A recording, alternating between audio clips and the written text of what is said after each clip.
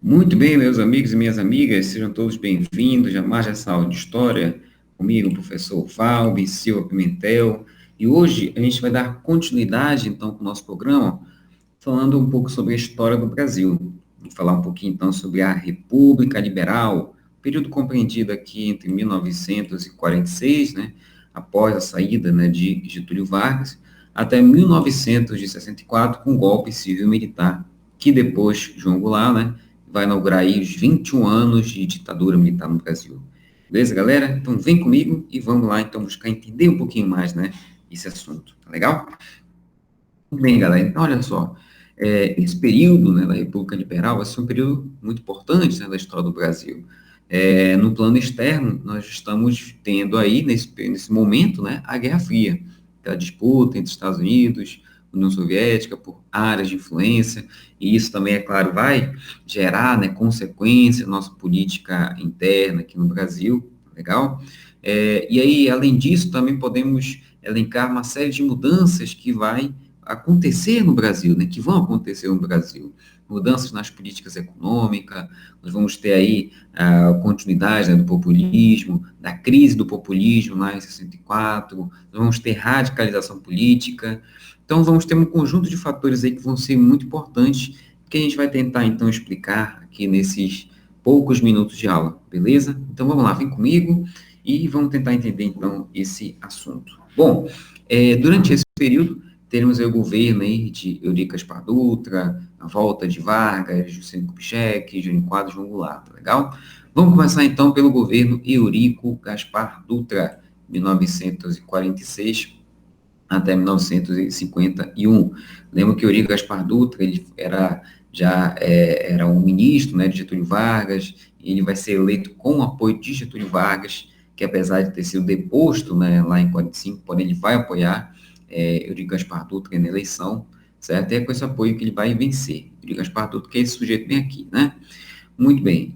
Quais pontos importantes nós podemos citar, né, aí nesse período?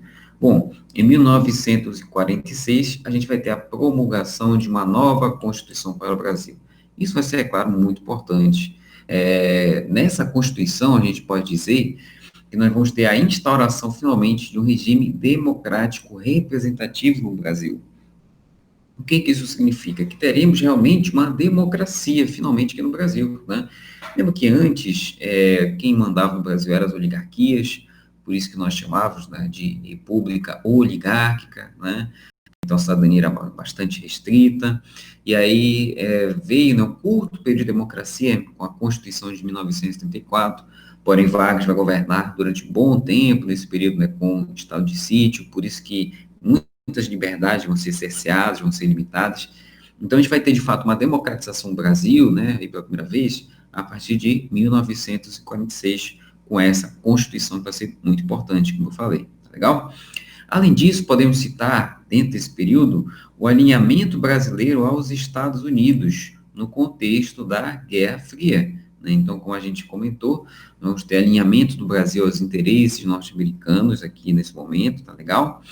E aí o que acontece? O que isso vai representar, né, para o Brasil? Bom, em 1947, a gente vai ter o rompimento das relações diplomáticas, né, com a União Soviética, né? Então, quer dizer, o Brasil está alinhado aos Estados Unidos, com base nisso que vai romper relações diplomáticas com a União Soviética, com o bloco comunista como um todo, né, para ser mais exato.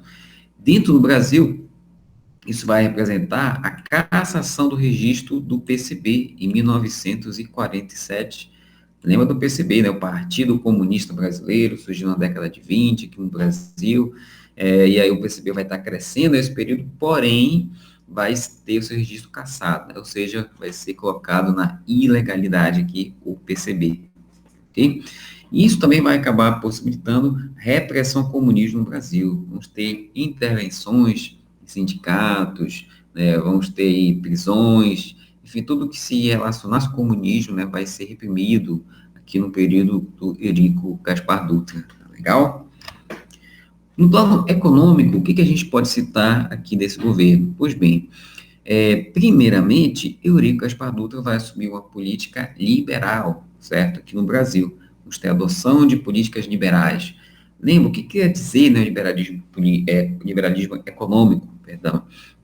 Em linhas gerais, significa uma saída, né, da participação do Estado na economia, uma diminuição da intervenção do Estado na economia, tá certo? Em linhas gerais, representa isso. E aí, o que vai representar aqui durante o período do Eurico Gaspar Dutra? Nós vamos ter a ausência de restrições em importações. Então, vai se importar livremente no Brasil durante o período, né? Isso vai gerar problemas. Apesar, é claro, disso possibilitar o maior consumo da classe média de produtos importados, isso vai acabar gerando problemas na nossa macroeconomia, porque isso vai gerar o esgotamento das reservas cambiais estrangeiras, ou seja, o que o Brasil tinha, né, de dólar, de moeda estrangeira, vai acabar sendo gasto aqui nessas importações. E isso vai gerar problemas econômicos, como, por exemplo, inflação, né, a desvalorização monetária, como, por exemplo, o desequilíbrio das contas públicas. Então, o Brasil vai passar por problemas econômicos decorrentes dessa política liberal. É por isso que depois Eurico Gaspar Dutra vai mudar, né, sua postura aí econômica e vai lançar o chamado Plano Salt. Okay? O que era o Plano Salt? O Plano Salt era um grande plano aqui, né, de desenvolvimento econômico baseado aí no retorno do Estado interventor. Então, o Estado intervindo na economia, né, aí abandonando sua política liberal.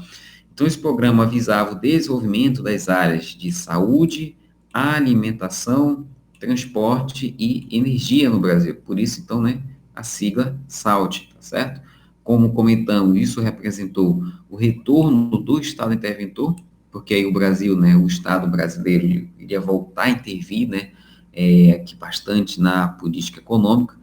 Porém, é importante dizer, né, que o Plano SALT acabou não dando certo, acabou sendo um fracasso, e aí o Brasil continuou sofrendo aí as agruras da crise econômica, ok?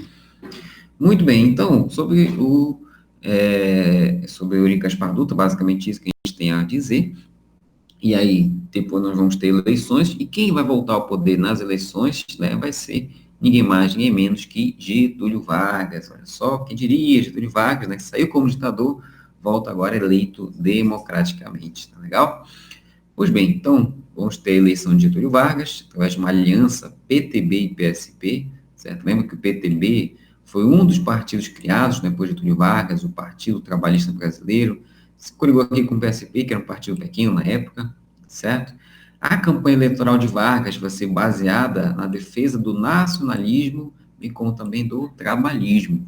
Então, era o velho retorno, realmente, à política e populista de Vargas, tá legal? Bom, Vargas vai vencer a eleição, essa vitória eleitoral de Vargas vai ser contestada pelo DN.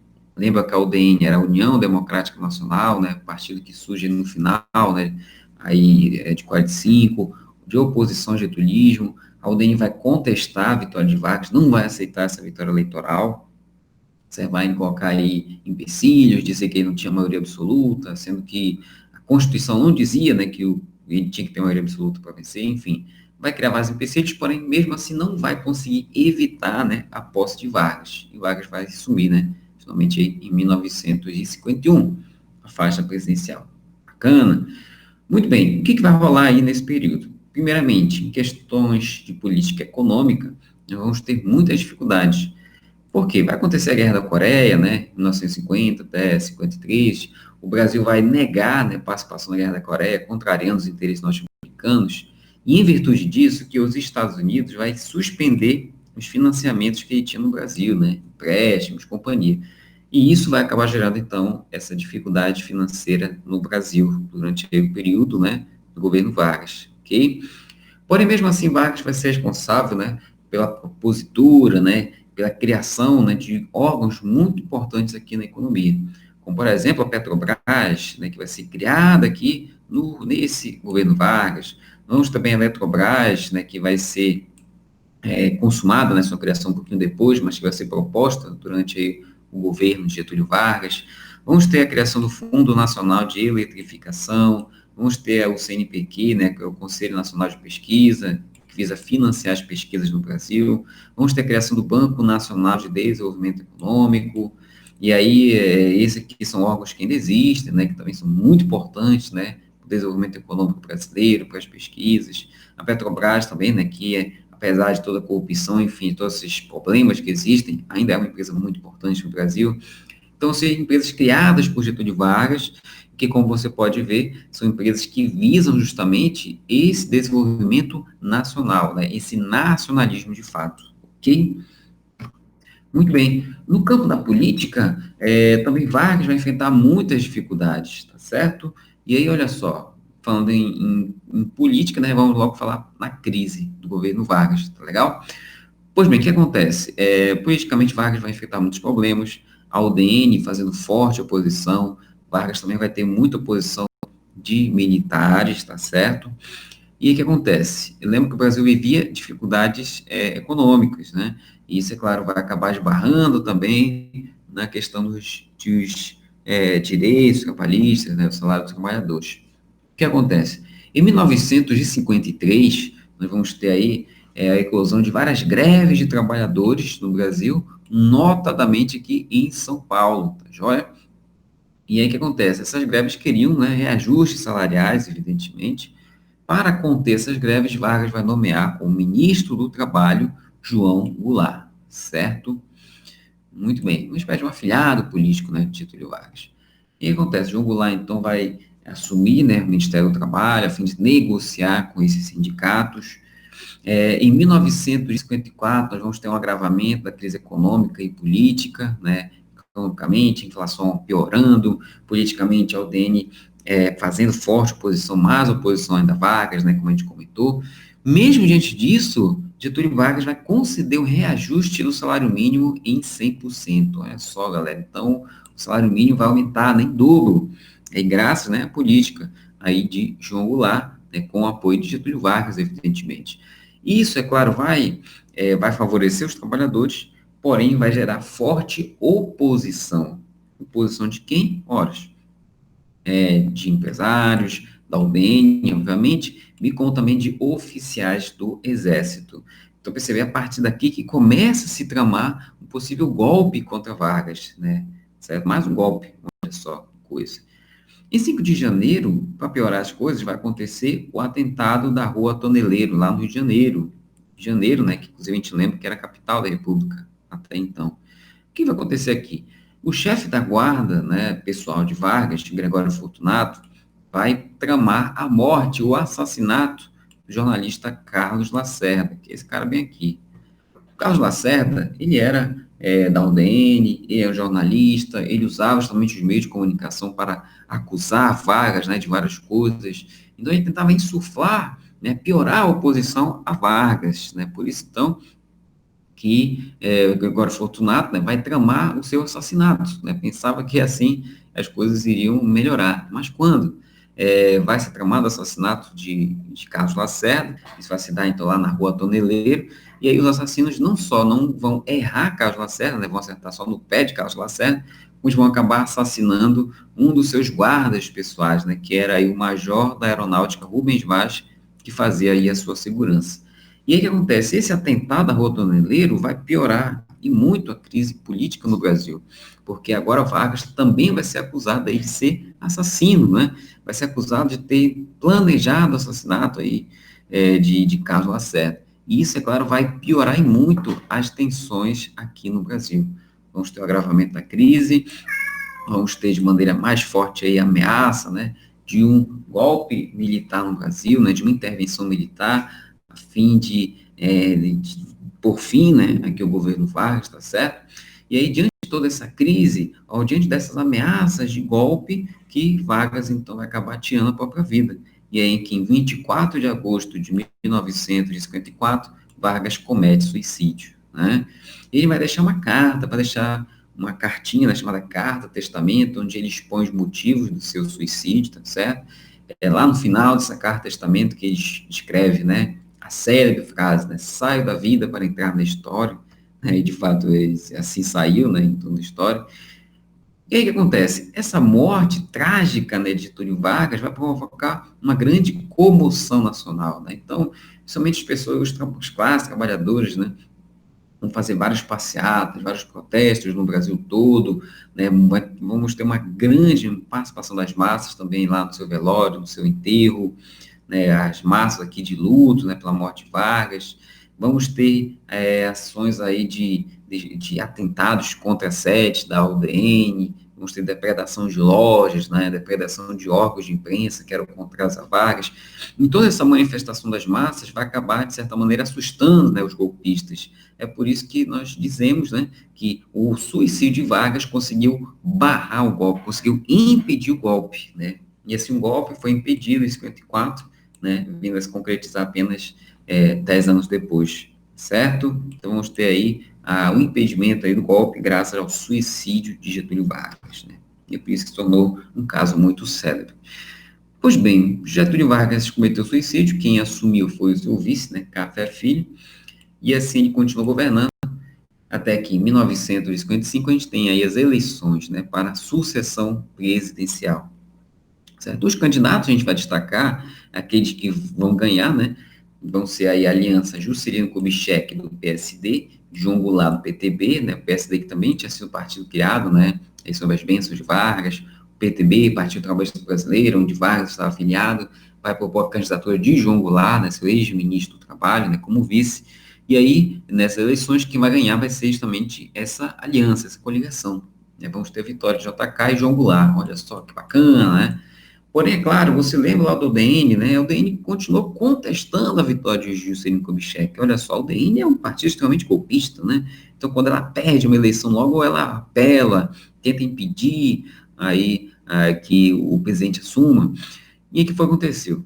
Nós vamos ter, então, uma crise aí de bastante tensão, né? Uma vez que a UDN queria impedir que Juscelino Kubitschek assumisse, né, aí a presidência, juntamente com o João Goulart. E aí o que acontece? Café Filho, que era o presidente até então, né, que estava no poder, estava no mandato, vai renunciar, visando aí alegações, né, motivo de saúde. Café Filho vai ser substituído por Carlos Luz. Carlos Luz era o presidente da Câmara de Deputados, né? Porém, Carlos Luz tinha também uma antipatia com o Juscelino Kubitschek, ele não queria que o Juscelino Kubitschek assumisse, e por isso que Carlos Luz vai tentar ali uma movimentação da Câmara de Deputados a fim de impedir a posse de Juscelino Kubitschek. Vamos ter ameaça de golpe. É a partir, então, daí que a gente vai ter o chamado contragolpe do general Henrique Teixeira Lott. Henrique Teixeira Lott era um general, né, oficial do Exército, favorável à legalidade, à Constituição, e aí, para impedir esse golpe, ele vai destituir Carlos Luz. Quem vai assumir no lugar de Carlos Luz vai ser o presidente do Senado Federal, né, Nereu Ramos. Nereu Ramos, sim, que era legalista, e vai conseguir possibilitar a posse de Juscelino Kubitschek e João Goulart. É por isso, então, que nós dizemos, né, que esse movimento foi considerado um contragolpe, né, porque foi uma espécie de um golpe para evitar outro golpe, né, um golpe preventivo, podemos dizer assim.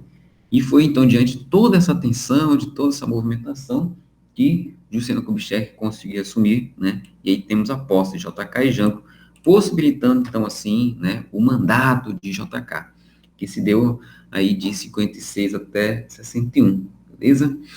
Muito bem, governo JK, 1956 até 1961. O que a gente tem a destacar aí desse governo? Vamos lá. Bom, no campo da economia, JK vai colocar em prática, né, seu plano de nacional desenvolvimentismo. Certo? O que foi o nacional desenvolvimentismo? Foi um plano de desenvolvimento econômico nacional, certo? Com apoio, né, de capital privado. Então, perceba que, ao contrário, né, de Getúlio Vargas, que buscava o desenvolvimento nacional com forte participação do Estado, através de empresas estatais, né, investimento estatal, o JK queria esse desenvolvimento nacional, porém, através, né, de capital privado, tanto nacional quanto estrangeiro, mas não totalmente estrangeiro. É no governo JK que a gente vai ter a entrada de muitas empresas multinacionais, né? Vamos estar vendo surgindo aí no mundo o surgimento das multinacionais, empresas que tinham sede em um país, né, mas que montavam fábricas em outro país para diminuir o custo de mão de obra, e aí o JK vai atrair, então, essas empresas para o Brasil, buscando, então, aí, desenvolver economicamente o Brasil. Tá legal? Bom, nós vamos ter, então, a atração de várias empresas multinacionais para o Brasil. Qual era a proposta de JK, que ele colocou no dia da sua posse? Trazer o crescimento, né, de 50 anos em apenas 5. 50 anos de crescimento, né, em seus 5 anos de mandato. Como que ele queria fazer isso? Através do chamado plano de metas. Olha só, galera, plano de metas é uma coisa muito importante aí da gente entender, da gente conhecer. porque foi o plano colocado, né, em prática por JK, a fim de desenvolver o Brasil, segundo ele, né, 50 anos em 5. Quais são os principais pontos do plano de metas? Bom, temos a priorização de indústrias de base, né, indústrias, então, como indústrias, por exemplo, de cimento, né, indústrias também de energias, né, de fornecimento de energia, né, de geração de energia. Também temos bens de consumo duráveis, como eletrodomésticos, certo? E além também da instalação de empresas automobilísticas no Brasil, e como a gente já falou, né, ele vai atrair muitas empresas multinacionais, e entre essas empresas teremos indústrias automobilísticas. Vamos ter também a construção de várias e várias rodovias, bem como também de hidrelétricas, visando aí suprir, né, nossa necessidade energética. E também outro ponto muito importante vai ser a construção de Brasília, que vai ser inaugurada, né, 21 de abril de 1960, né, por JK, e a partir daí, né, que Brasília torna-se a capital do Brasil. Brasília foi projetada, né, por Oscar Niemeyer e por Lúcio Costa, e vão buscar utilizar, né, toda uma arquitetura, né, moderna, né, do modernismo na época, trazendo a modernidade para o centro do Brasil, né, onde a população ainda era bastante rarefeita, né, no centro-oeste, e a partir daí que nós vamos ter aí um boom, né, de população aí no centro-oeste brasileiro, né. Você sabe, né, que o Distrito Federal está ali dentro do que é o estado de Goiás, né, e é lá que vai ser criada Brasília. Legal? Muito bem. No campo econômico, todas essas medidas vão possibilitar, sim, o crescimento econômico brasileiro, certo? Vamos ter aí melhorias, vamos ter aumento da renda per capita, mas, né, porém, nós vamos também ter endividamento externo. Então, o Brasil vai aumentar a sua dívida externa, porque precisava aumentar essa dívida para possibilitar, né, esse crescimento econômico. Vamos ter também o rompimento do Brasil com o Fundo Monetário Internacional, vejo que o FMI, né, orientava que o Brasil passasse então, por uma política de diminuição de salários, né, de diminuição de investimentos, e aí JK não vai aceitar essas medidas, né, vai romper com o FMI no final do seu mandato, legal?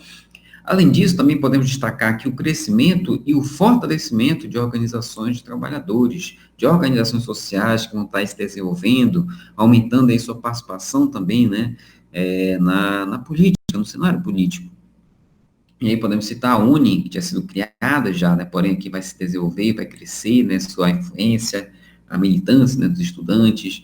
Vamos ter a formação da Frente Parlamentar Nacionalista, grupos parlamentares que defendiam o nacional desenvolvimentismo. Vamos ter também a criação de intersindicais, grupos, né, de sindicatos que se juntam, né, para aumentar seu poder, né, de reivindicação, como, por exemplo, a CGT, Comando Geral dos Trabalhadores.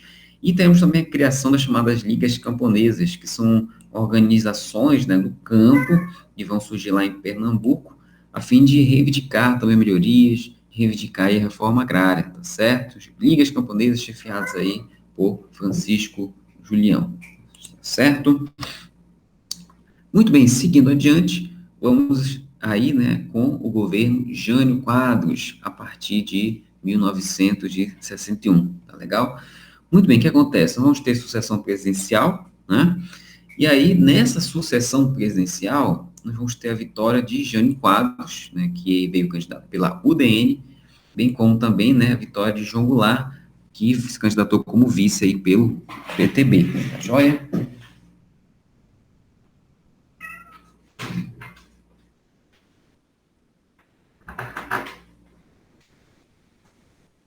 Muito bem, o que a gente pode destacar, então, né, do governo Jânio Quadros? Muito bem. Primeiro, Jânio Quadros já vai assumir o governo com dificuldades econômicas, né, aí herdadas do governo JK. Vamos ter o período, então, de forte recessão econômica, contenção de salários, né, uma vez que o Brasil vivia dificuldades econômicas muito grandes, né, devido a toda a questão do endividamento sofrido aí pelo governo JK. Sim, eu queria comentar, na campanha eleitoral, Jânio Quadros, ele vai se apresentar sempre, né, com uma vassoura, e dizia, então, que ia limpar, né, a corrupção no Brasil, o cara que viria com medidas moralizadoras, iria acabar com a corrupção, certo? É com base nesse discurso bastante populista que ele vai ser eleito, e aí, na época, você votava na pessoa de uma chapa, né, para presidente, podia votar a pessoa de outra chapa para vice. É por isso que, junto com o Jânio Quadros, foi eleito o João Goulart, né, como vice pelo PTB, né? Vocês perceberam aí, né? PTB e UDN, partidos que não têm nada em comum, mas que devido a essa questão aí, né, foram eleitos, né, como presidente e como vice, ok? Muito bem, então, continuando, né, Jânio Quadros vai enfrentar grandes dificuldades, né, econômicas, recessão, contenção de salários. O que ele vai fazer no seu curto mandato? Pois bem, ele vai ter algumas políticas bem controversas, como, por exemplo, ele proíbe o uso de biquíni, e vai proibir também a rinha de galo, né, diz passagem que é proibida até hoje, briga de galo, tá certo? Porém, além disso, ele também vai criar algumas medidas bastante importantes, como a lei antitruste, a limitação da remessa de lucros ao exterior, combate ao contrabando. O que é importante saber que isso são coisas que vão contrariar os interesses das elites, né? Contrariar os interesses das elites, vão diminuir também a possibilidade aí das empresas multinacionais de gerar lucros no Brasil, uma vez que seu lucro tinha que ser limitado, então não podia tirar todo o lucro conseguido aqui no Brasil, tinha que usar esse lucro obrigatoriamente para investir, né, também aqui, e isso também gerava aí alguns conflitos com a classe empresarial, tá certo? Na política externa, ele vai criar a política externa independente, né? O que era a política externa independente? Lembra que o Brasil estava alinhado aos Estados Unidos no contexto da Guerra Fria, e aí, no contexto da Guerra Fria, Jânio Quadros vai decidir se tornar independente, vai decidir, então, não ficar apenas alinhado aos Estados Unidos. Assim, ele vai reatar relações diplomáticas com o bloco comunista, vai ter relações diplomáticas com Cuba, que tinha feito recentemente a sua revolução, em 1959, né, e vai chegar a condecorar o Che Guevara, né, um guerrilheiro que participou da Revolução Cubana com a Ordem do Cruzeiro do Sul, vamos já comentar sobre isso. Isso também vai gerar controvérsia, né, forte oposição com o seu governo, notadamente da UDN, da própria UDN que o elegeu, né. Vamos ter também a criação de comissões de sindicância, a fim de apurar casos de corrupção. Olha só, isso vai fazer com que ele ganhe forte oposição no Congresso Nacional, uma vez que muitos deputados, senadores estavam envolvidos em casos de corrupção, Jânio Quadros queria apurar, né, realmente para eliminar essa corrupção, né, como ele tão prometeram. Né, vamos ter oposição no Congresso Nacional. Como comentamos, ele vai condecorar Che Guevara com a Ordem do Cruzeiro do Sul, né, a fim de mostrar, né, sua política externa independente. Porém, isso também, como a gente comentou, vai gerar controvérsias, a UDN não vai gostar nadinha, e isso vai fazer com que Jânio Quadros acabe ficando isolado, né, politicamente. É devido a isso que ele vai, então, ter uma manobra, vai fazer uma manobra. O que ele vai fazer? Ele vai mandar João Goulart para a China tinha também se tornado comunista, né, desde 1949, e aí vai mandar João Goulart à China, a fim de criar aí contatos comerciais, diplomáticos, e em 25 de agosto de 61, Jânio Quadros vai renunciar. O que ele queria? A renúncia tinha que ser feita por pedido, então ele tinha que fazer um documento pedindo ao Congresso Nacional essa renúncia. Ele acreditava que o povo não ia aceitar sua renúncia, então o povo iria se levantar, fazer uma série de protestos pelo Brasil todo, pressionando o Congresso a não aceitar a renúncia de Jânio Quadros. Diante de toda essa pressão, Jânio Quadros, então, não conseguiria renunciar, né? E aí o que acontece? Ele não só não renunciaria, como ele iria ganhar, então, mais poder, mais influências no Congresso Nacional. É a estratégia dele, porém foi uma estratégia totalmente furada, porque quando o Jânio Quadros pediu sua renúncia, o povo nada fez, e aí, né, o Congresso aceitou o pedido de renúncia, e o Jânio Quadros saiu do poder, né, de forma, assim, muito abrupta. E o que acontece, galera? Isso vai gerar um grande impasse, uma grande crise no Brasil. Como a gente comentou, João Goulart estava na China, ele vai voltar para o Brasil para assumir, né, a faixa presidencial, porém, os militares, né, a cúpula do Exército, das Forças Armadas, não vão aceitar a posse de João Goulart. Uma vez que João Goulart era do PTB, tinha a questão da herança getulista, né, parquista, os militares não queriam de forma alguma a posse de João Goulart. Porém, é claro, o Congresso Nacional estava disposto a dar a posse a João Goulart, porque era a medida constitucional mais correta. E aí, o que foi que aconteceu? Vamos ter, então, esse impasse, né, militares contra o Congresso Nacional.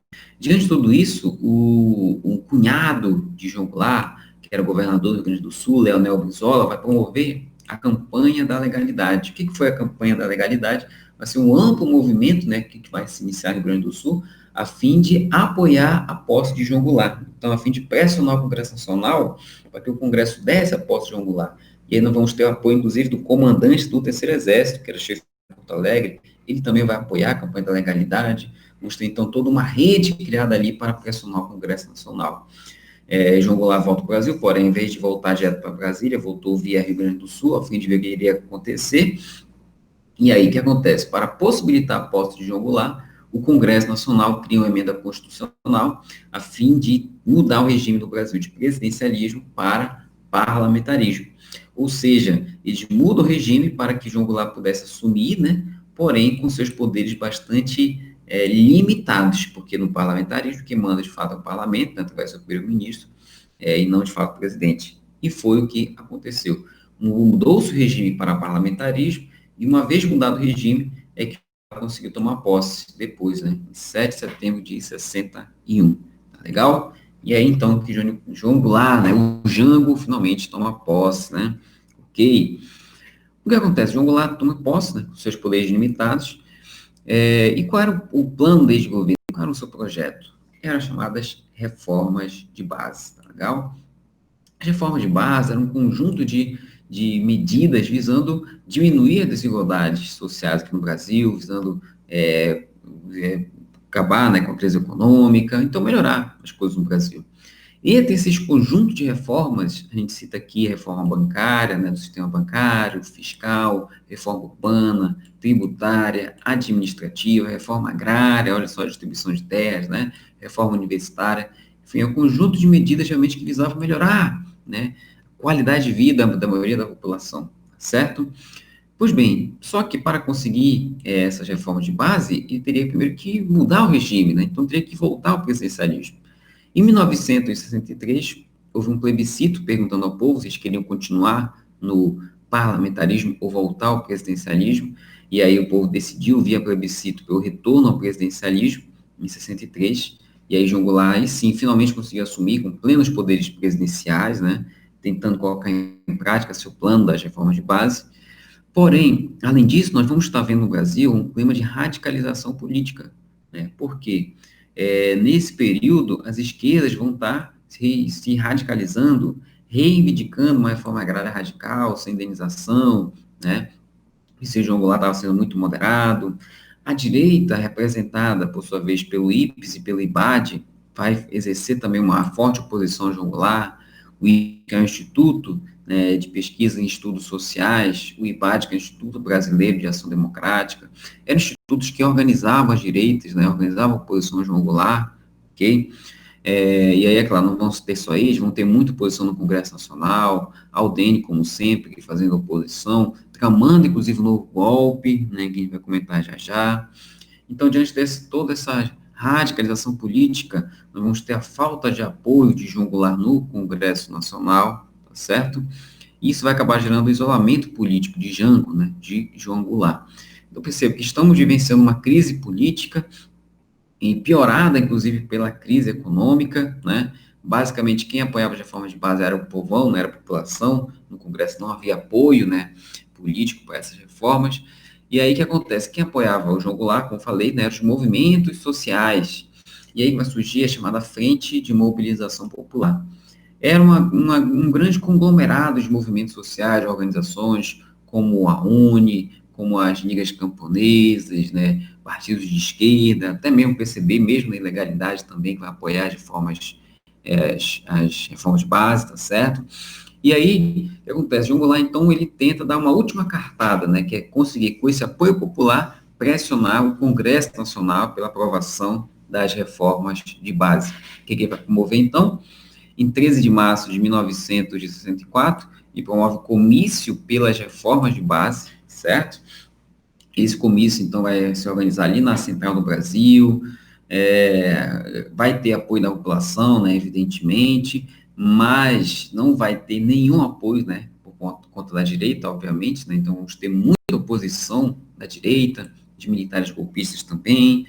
Em 19 de março, em oposição ao comício pelas reformas de base, a gente vai ter a Marcha da Família com Deus pela Liberdade, organizada, né, por setores conservadores da sociedade, pela Igreja Católica, vão acusar João Goulart, né, de querer implantar o comunismo no Brasil, né, coisas, enfim, sem noção, mas enfim.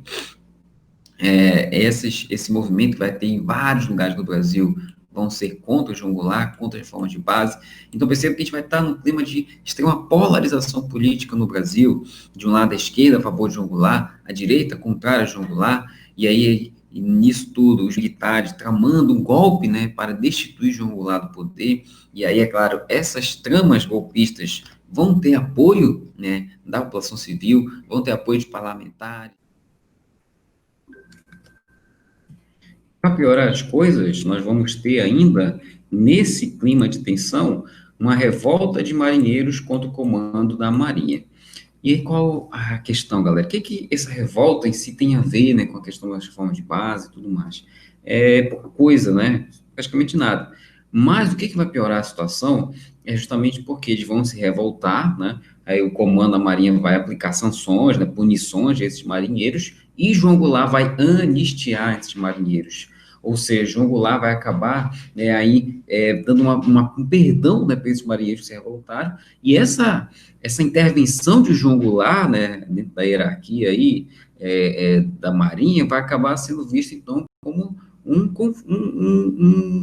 desrespeito, né, de João Goulart para com as Forças Armadas, vai ser vista como uma afronta de João Goulart com relação às Forças Armadas, tá certo? Então, isso vai ser uma péssima ideia, né, de João Goulart, e não vai resultar numa coisa muito boa, né, para Jango, né? Ele vai anistiar, então, os marinheiros, e aí o que acontece? Em 30 de março, né, João Goulart vai comparecer a uma festa organizada por um grupo de sargentos apoiadores de João Goulart. E nessa mesma festa desses sargentos, estava também aí alguns dos marinheiros, né, que foram anistiados por João Goulart. Então, quer dizer, João Goulart vai ter esses dois erros fatais, né, que vão comprometer ainda mais o seu governo, uma vez que até mesmo militares que não eram favoráveis ao golpe vão acabar aderindo também a essas intenções golpistas, uma vez que vão se sentir, né, então, de certa maneira, desafiados, né, por João Goulart. E é justamente toda essa série de situações que acabaram descambando aí no 31 de março, 1º de abril de 1964, quando o grupo, né, de militares se desloca da ilha de Minas Gerais em direção a Brasília, chefiados pelo general Olímpio Mourão Filho, ao mesmo tempo também um porta-aviões, né, da Marinha dos Estados Unidos, com caças, né, com fuzileiros navais, também se deslocaram em direção aqui ao litoral do Brasil, justamente para apoiar os militares golpistas num possível confronto, numa possível luta armada que poderia acontecer aqui, né, caso João Goulart resistisse ao golpe. E foi o que não aconteceu, uma vez que João Goulart, sabendo de todas essas movimentações, decidiu então sair de Brasília, pegou o avião e se exilou no Uruguai, e em virtude disso, que quando foi em 1º de abril de 1964, com essa saída de João Goulart, para evitar aí uma possível guerra civil, nós vamos ter então decretada a vacância de cargo. E aí quem assume, né, aí o cargo de presidente do Brasil interinamente, Ranieri Mazzilli, presidente da Câmara dos Deputados, e assim nós temos como consumado o golpe civil-militar de 1964.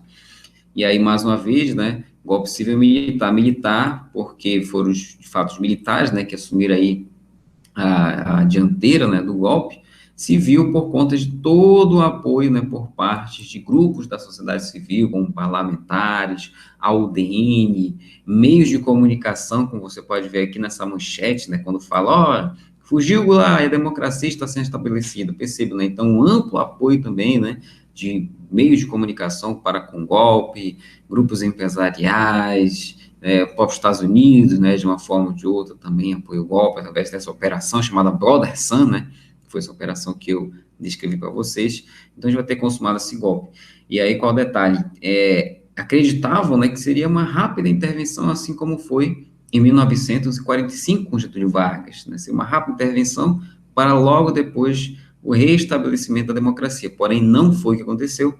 Você sabe muito bem, né, que esse golpe vai inaugurar aí os 21 anos de ditadura militar no Brasil, que vai se concluir apenas em 1985, que é justamente o que a gente vai estudar na próxima aula. Certo, galera? Muito obrigado pela atenção. Espero que você tenha entendido bem, né, o conteúdo. Se for necessário, assista de novo essa aula. Pode colocar também seu comentário aí, né, que eu respondo assim que possível. E é isso, né? E aí, galera, eu sei, né, todos sabemos que não está sendo fácil para ninguém, nem para vocês, né, que tem muitas atividades online para fazer, nem para nós professores, que temos que estar produzindo material aí constantemente, né, utilizando a internet, que muitas vezes não ajuda muita coisa, diga-se de passagem, mas juntos vamos superar, né, toda essa pandemia, todos os problemas com toda certeza, né? E assim a gente vai até o dia que a gente puder, então, se encontrar novamente com segurança nas nossas aulas presenciais. Valeu, galera. Forte abraço em todos, fiquem com Deus e até a próxima, se Deus quiser.